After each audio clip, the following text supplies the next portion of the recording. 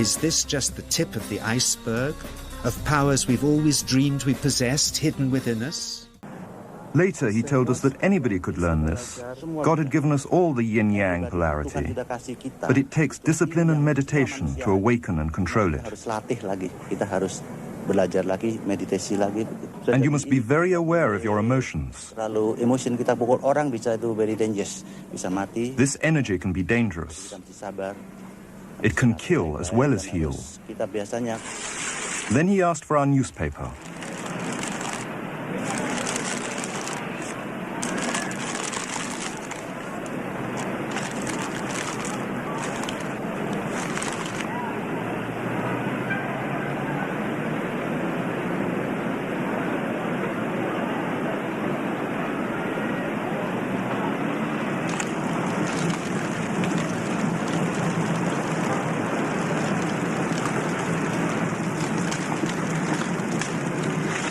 Whatever he had done to our newspaper, it's how he'd healed my eyes that made me wonder.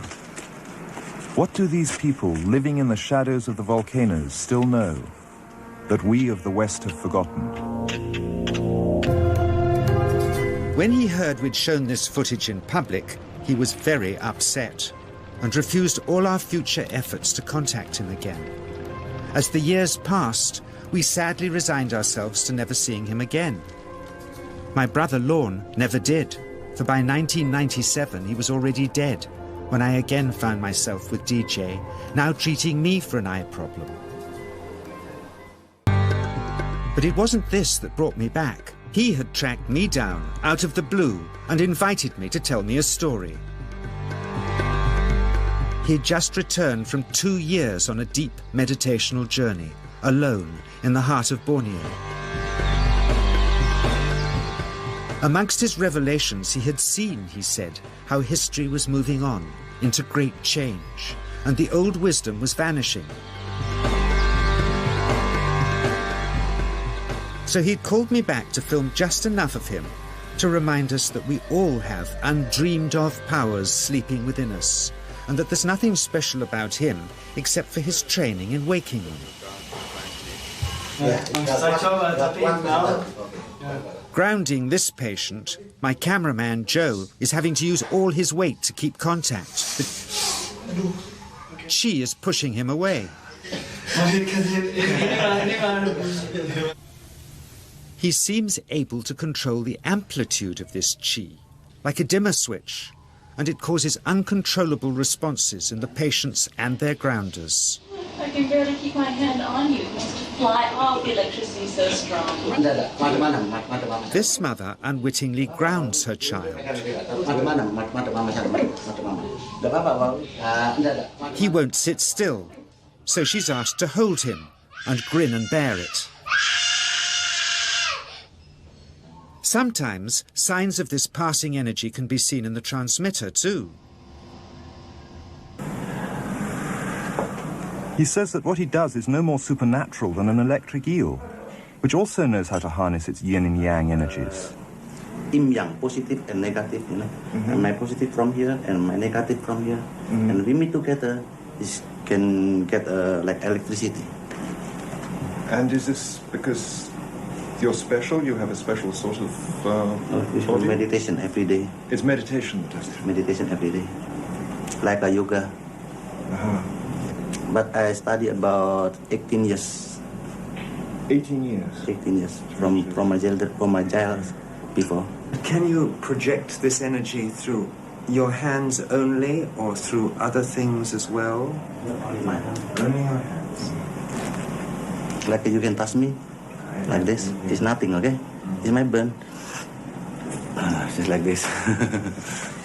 Our sound recordist, Simi, was skeptical at first.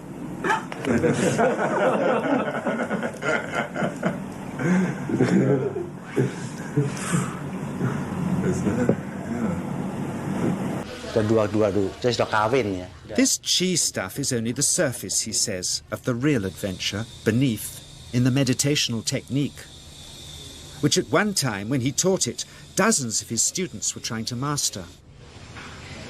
At private testing sessions, they'd be asked to show their progress by, in this case, trying to push brittle plastic chopsticks through a hard wooden bench. Some of them could make some dents. But only DJ can go right through.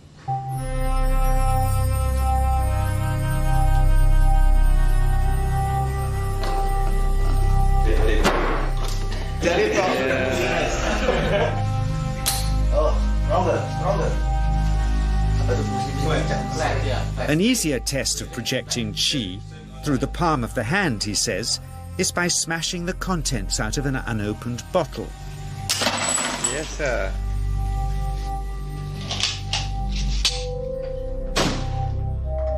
Projecting chi from the palm of the hand can also be used to resist rifle pellets, he says.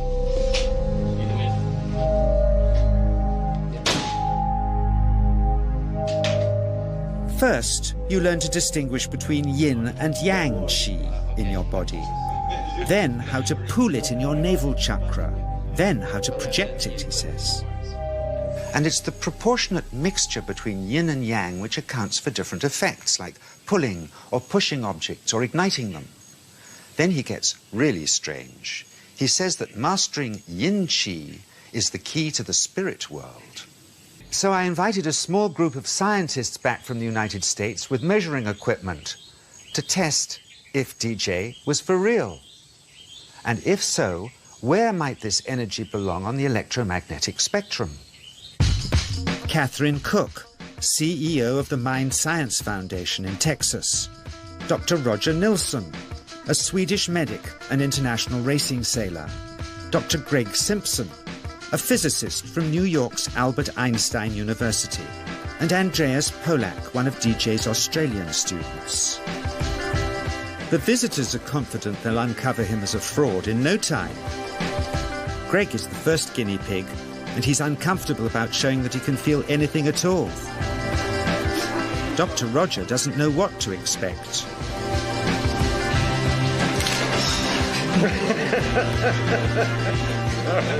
Out comes the metal detector, like the things they use in airports, to see if he has any concealed metal in his body. Then the voltmeter, to try and measure the chi. But how to get it to work? Where's the ground? What settings? DJ suggests that as his negative is his perineum and his positive is his navel chakra, perhaps that's where the electrode should be attached. He doesn't stand on his dignity. He's eager to help, but still no readings. They're getting shocks off his arm, and now they're on the right settings, but the needle still isn't moving. DJ says it isn't electricity, it's chi. It's 1, 2, up. I feel it in my whole body. I feel it at 3, 0.3. I feel it in my legs. Shit. But suspecting there's some tricky setup on his premises they can't find, they insist we all go to a randomly chosen hotel room several miles away to see if he can light a light bulb with his fingers. It doesn't ground on the wall. So Greg holds and grounds one wire, while DJ pumps chi through the other. The bulbs are LEDs, light-emitting diodes, which ignite in different colors according to the intensity of current. Yes. On, off, on. Brilliant. Oh, you're blinking. Things were going well. DJ was enjoying it too, until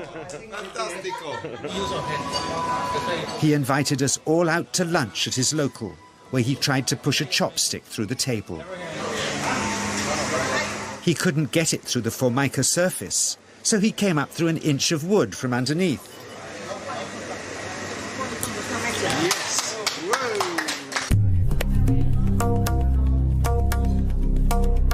Not only did he draw his own blood, but a chopstick splinter had caught Alison here between the eyes, drawing more. The incident was laughed off apologetically, but next morning he was a different man, drawn and upset. He said he'd been visited all night by his long-dead master, raging that he'd broken the strict taboos of his sect, never to show off in public and never to cause harm or draw blood. He felt deeply chastised. All further testing and filming must end. Never again would he submit to public scrutiny, nor accept any new students.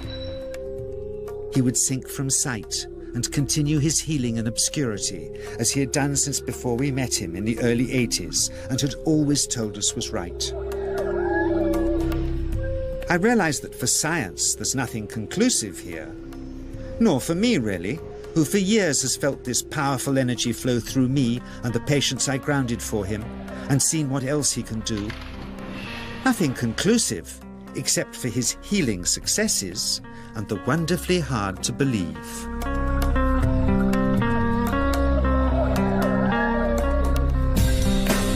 Is this just the tip of the iceberg of powers we've always dreamed we possessed hidden within us?